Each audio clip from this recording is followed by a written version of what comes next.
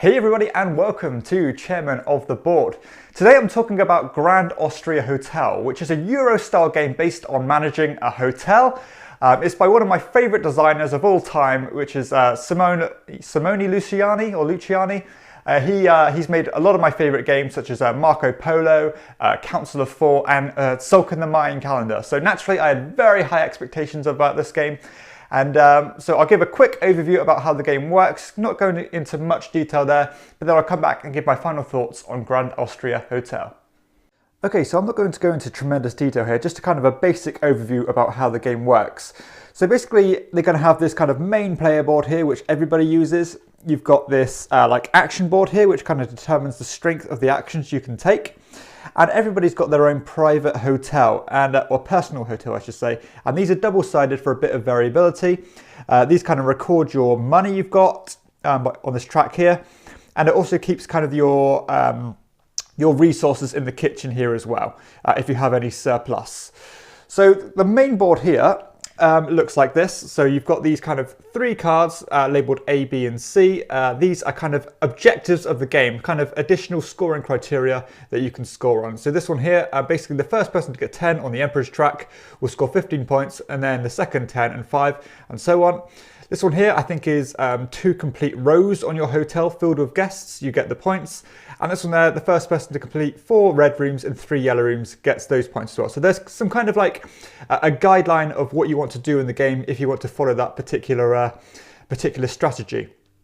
The game takes place over 7 rounds. At the end of the 3rd, 5th and 7th round, the Emperor track scores, which is this thing here, which I'll explain in a second.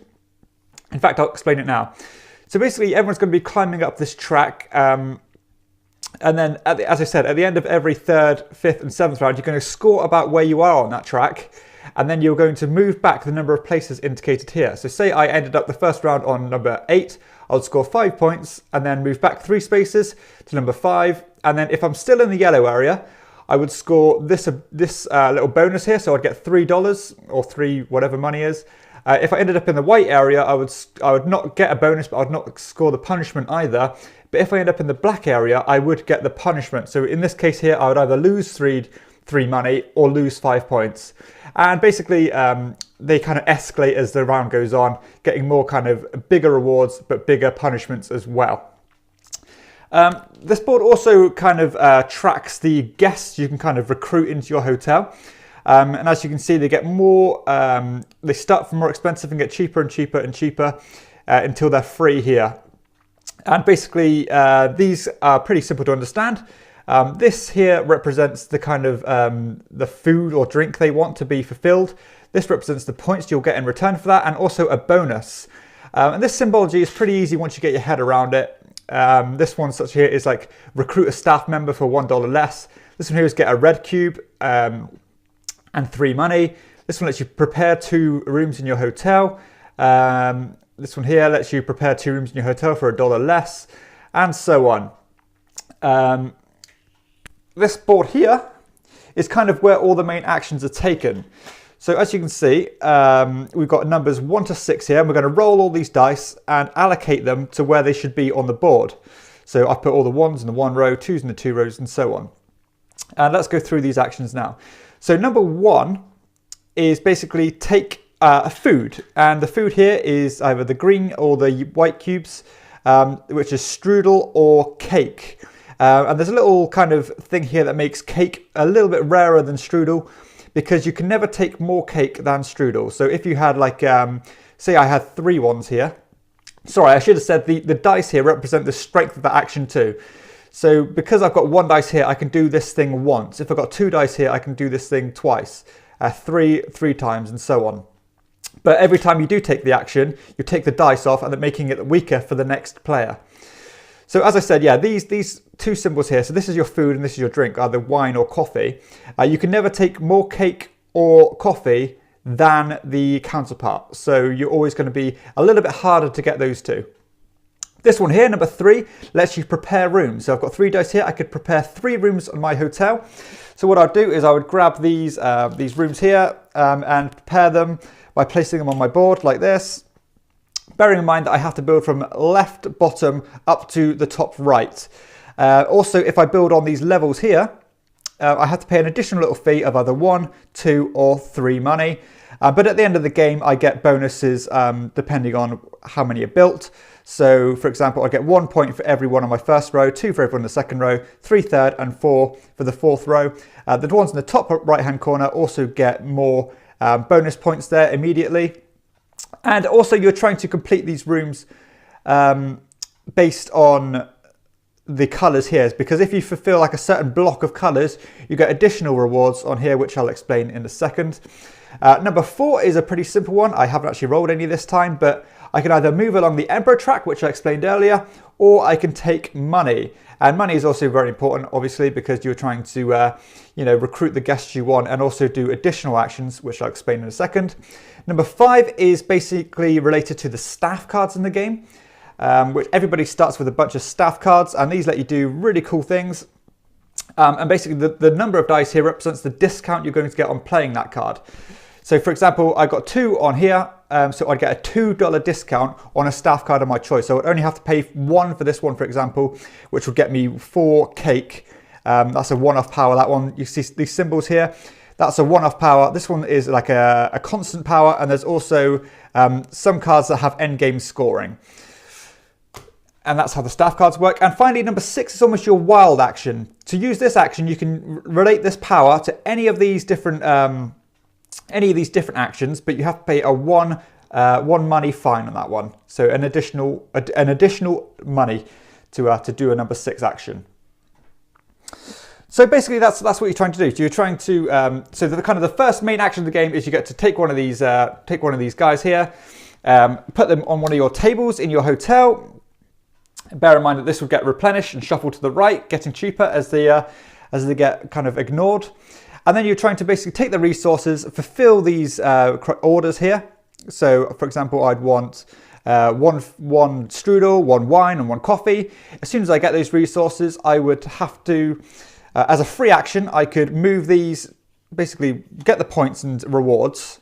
So, for example, I would play a staff card for $1 less, move 3 up the Emperor track. Then I can kind of bin that one off and empty one of my prepared blue rooms, like that. And bear in mind that the blue guests have to go in the blue rooms, the yellow guests have to go in the yellow rooms, the red in the red rooms, but the green ones are wild, so they can go in any room at all. And that's basically how the game's going to work. You the more kind of rooms you fulfill, you get these little bonuses on here. So if I fulfilled a block of 3 blue rooms, I would get an additional 9 points. The red rooms gets you money, and the yellow rooms get you places on the Emperor track. And so apart from that, you're going to be exchanging your turns, as I said, on the action board. You also get kind of to take some of these free actions as you like. So once per round, you can pay an additional money to increase the power of these actions by 1. You can pay one money to move your goods from your kitchen to the guests, because normally when you take goods, they go straight onto the guests, but any surplus will go into the kitchen, which means you can use them later. You can claim some of those objective cards, which I explained earlier. That's a free action. You can also use these staff cards that have a once per turn ability as a free action, and also you can basically fulfill the guests' objectives for free and send them to their rooms. And obviously, yeah, at the end of the game, you're going to get points based on the number of guests you've fed, based on the points in the corner. You're going to get points for each money you have on your track, for each good you have. Also based on the rooms you fulfilled, the objectives, and also where you are on the track and stuff like that. So that's how the game basically works, which is Grand Austria Hotel. So I know that overview didn't go into tremendous detail there, but hopefully it gives you an idea about how the game works and its kind of core mechanisms. Now, something I'm really starting to enjoy about games in general is these kind of dice-driven Euro games, and this game is definitely one of those. And I love it when these Euro games use dice in new and clever ways, and that's something that this designer is getting really, really good at, and I'm loving everything he's putting out. The way the dice was used in Marco Polo and stuff like that is really, really clever. And I love the fact that it isn't like a luck-driven dice game, because everybody's kind of selecting from the same pool. Everyone's got the same things to choose from. And I love that kind of push and pull mechanic of when you're rolling these dice, all those dice get associated to a certain action. And obviously some dice are going to get more powerful, some actions are going to get more powerful the more dice that are going there. But I love the fact that you have to choose between those powerful actions or choose between the other actions that are more kind of rare but weaker. So you've got to have to make that choice, how you're going to utilize those dice. And the fact that the dice get weaker and weaker or the actions get weaker and weaker as people are taking those actions is really interesting too. Just a very cool concept, and I really enjoy it. Something I didn't cover as well in the game is the kind of snaking turn player order, because it doesn't go traditionally like player 1, 2, 3, 4, 1, 2, 3, 4. It will go player 1, 2, 3, 4, 4, 3, 2, 1, like that. And that's something that kind of really balances out the game, because obviously if you're first player, you're getting the really powerful first choice, but also you're going to have to go last in this one as well. But that is a good thing in terms of the gameplay, but something that has a kind of a practical kind of negative aspect of that is the fact that the downtime between turns is quite significant in a 4-player game. Now, it's not really a negative on the game at all, but it's something you really have to bear in mind if you want to play this at the maximum player count. Personally, I would recommend playing this at 2 or 3 players just to completely avoid that fact, and it just moves along a lot quicker because you're not waiting, 7 turns between your go and your next go. So something just to bear in mind there, but nothing really significant to worry about. I love the way everything works in this game. It's very it's a Euro-y game, but the theme and the kind of feel of the game is just very light and it's fun. It almost doesn't have that kind of gaminess to it. It has a very nice breezy feel to it, and you just kind of play it with a smile on your face. It's a lovely, lovely theme on this one. And it's actually surprisingly thematic as well. Just the idea you've got to feed your guests, send them off to their rooms happy, and get points and rewards in return that way. And it's just a very nice theme that isn't used at all. I don't think I've ever seen a hotel themed game, full stop. So something that's really, really original and really good fun, and I love it. I love the kind of constant tension of having to slide up that Emperor track, or basically risk getting struck with these different punishments. That's something I generally like about Euro games, is climbing up tracks, or failing to climbing up tracks will kind of get you a punishment. And this game does that really, really well. The rewards aren't overly powerful, overpowered. So if you miss out on them, you're not miles behind. But it's just something to bear in mind. And the points you can get by climbing up these tracks is really, really good. But obviously, if you want to do so, you're sacrificing feeding your guests and so on.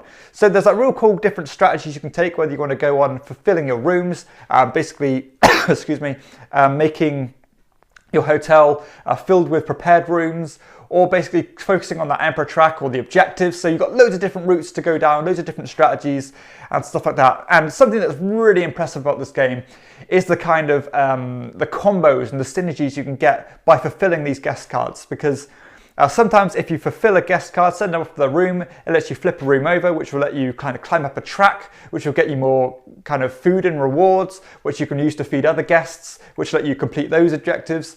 So there's a real kind of chain reaction of combinations of stuff you can get, and you can really time those well to maximize your points and maximize your efficiency. And that's what Eurogames are all about, being efficient and being as prudent as you can with your turns, and this game really rewards that, which I absolutely love. Something I really like as well is those staff cards, because the pacing of the game is done in such a way that as soon as you get those staff cards down, they are immediately beneficial. They're really powerful, really snappy, because they're not really slow burner cards. They give you instant rewards, and the end game scoring ones are very significant too. And it's fair because the staff cards are pretty expensive, and money is quite tight in this game to get hold of. So, the fact that you're rewarded proportionately for picking them out is really a really nice touch. And they do feel very, very powerful when someone has a power that you don't have. And they're all really interesting as well, not really any boring ones. So yeah, I love those staff cards. The decisions in this game is constantly keeps you on the edge of your seat, because you've only got two actions a turn basically, and you've got to make the use out of those. And the turns do fly by quite rapidly, and again with that tension of climbing up that Emperor track as well. Really, really good. Everything seems very well balanced in this game. As I said, everyone's drafting from the same pool. First player gets the more powerful actions, but they're going last. Actions getting weaker and weaker as you're taking them. It's just absolutely so well done, and just a great use of those dice to keep the game fair and balanced. And it's really good. Not too much of a learning curve here. You can get straight into it, teach it to players that aren't too experienced in the hobby. It's not that heavy of a game, but it does have very kind of meaningful decisions, which I love. At 2 or 3 players, which is all I've actually played this game with. I've never played it with 4 players. It works at a really nice pace. Doesn't take any more than an hour and a half max. And I really love that. That's my kind of sweet spot for these Euro games. Yeah, so a great time investment there. Loads of decisions, it moves very quickly. And as I said, the decision space is excellent. Uptime, not an issue unless you're playing with the upper player counts, because as I said, the downtime between turns is quite significant. But the replayability wise is fantastic. You've got so many different guests in there, so many different staff cards. You've got the different strategies you can take, the variability on those different hotel boards because they are reversible. You've got different objectives, those different punishments on the Emperor tracks. So there's so much variation here that you'll be constantly getting a different game, which is always refreshing. Player interaction is good because you're trying to snap up those actions that other people are trying to take. That's pretty much, it's kind of a passive interaction, but it does work really well. I love the visuals of this game. I think it's Clement Franz, who's the illustrator or the artist. He's a really great artist. I love everything he puts out. And I love the fact that he's used a lot of his other games' characters as the hotel guests. It's just a really nice touch. And the game looks really, really nice. It's very, very cartoony, very kind of happy vibe to it. I really like the look of the game. Component quality isn't quite as good as I would have hoped. It's completely fine, no complaints at all. The cards are a little bit flimsy, which doesn't really matter because they're not getting shuffled all the time. But it's just not that great quality. It's fine, acceptable standard. But again, component quality is not what this game's all about, really, is it? It's all about the mechanisms, about the choices, and this game has that in spades. And I don't want to knock the component quality because it's absolutely fine. It's just something that could be maybe a touch better. Theme, I love it. For a Euro game, it is so well done. It is a Euro game, through and through, but the fact they've used the skin of this hotel is so, so clever. Instead of collecting rocks and wood and stuff like that, the fact that you're using cake and coffee to feed your guests is so, so interesting. And just sending them off to their room, that you've prepared, it's just really cool. It's just what a hotel is all about, and that's what this game does. So excellent use of theme for a Euro game. Setup and teardown time, no issues at all. Just a standard time, 5 minutes to set it up. So overall, I am so, so impressed with this game. I absolutely love it. It just ticks along at such a nice pace. Every decision is meaningful, as I said. I love the look, I love the vibe to it. The theme is excellent. And honestly, these designers just continue to blow me away. This one is I know it was very esteemed. I had very high hopes, as I said, going into it. And this exceeded them. I just enjoyed it so much. So much fun. Honestly, it's one of those games that you don't really care if you win or lose because it's so much fun to play. Honestly, couldn't recommend this one enough. It is truly an amazing game. Easily an 8.5 out of 10 for me. That's the Grand Austria Hotel, a fantastic Euro-style game with an awesome theme. That's it. So I hope you've enjoyed the video. If you have, please hit like and subscribe to my channel and check out my other videos too. For everyone else, I'll see you next time on Chairman of the Board. Bye.